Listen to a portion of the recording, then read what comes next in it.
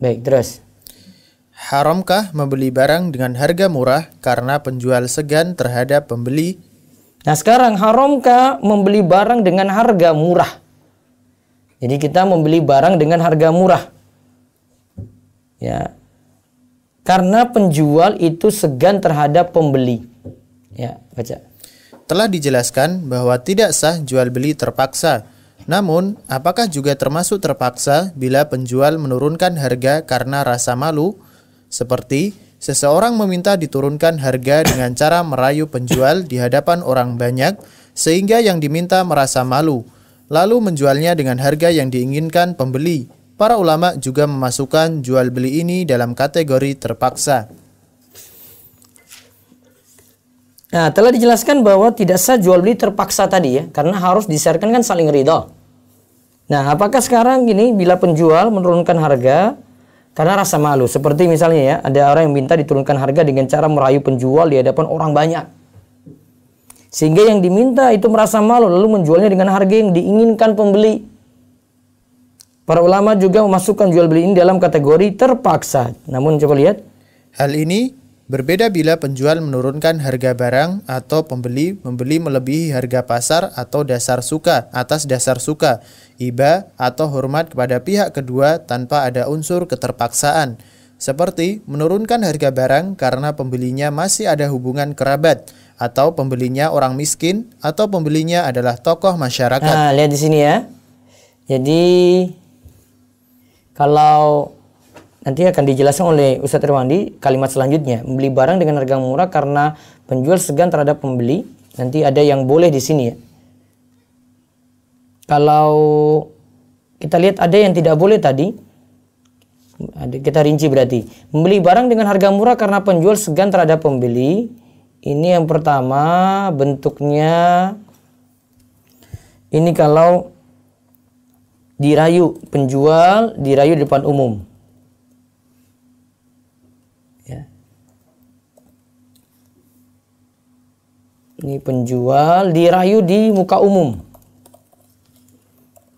Akhirnya ia jual dengan harga yang dimaui pembeli. Maka ini masuk kategori terpaksa, kata Ustaz Irwandi di sini. Ini diambil dari Ar-Ramli Nihayatul Muhtaj. Ini masuk kategori terpaksa. Namun di sini ada karena dia menjual akhirnya segan terhadap pembeli. Karena yang beli ini pembeli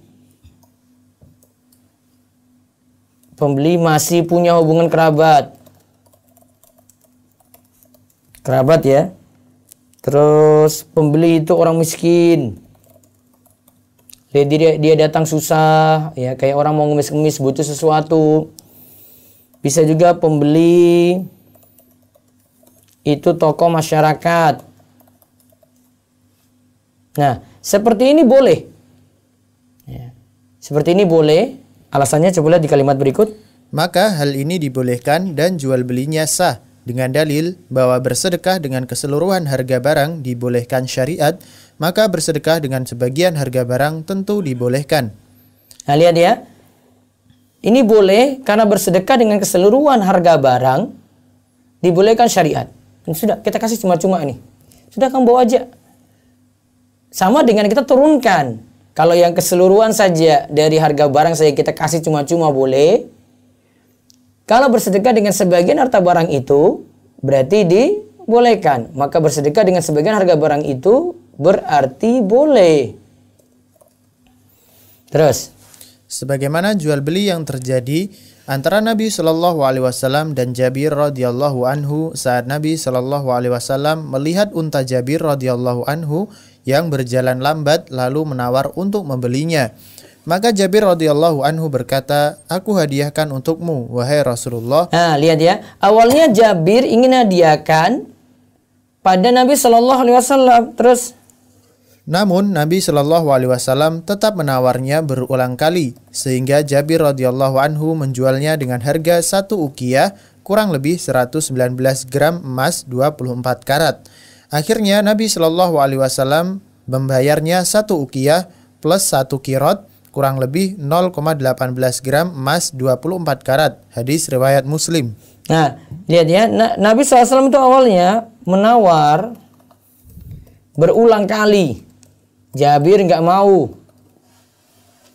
Akhirnya Jabir menjual dengan harga 1 uqiyah.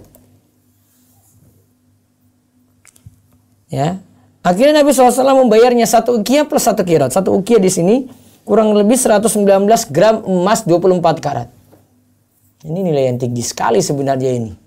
Kalau mustarakan dengan saat ini ya, kalau dengan kondisi saat ini emas itu kan harganya sangat-sangat naik ya, beda dengan dulu ya. Ini sampai 119 gram emas itu berarti ya 119 juta gitu.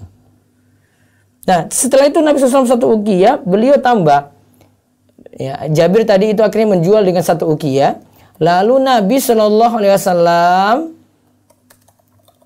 ya bayar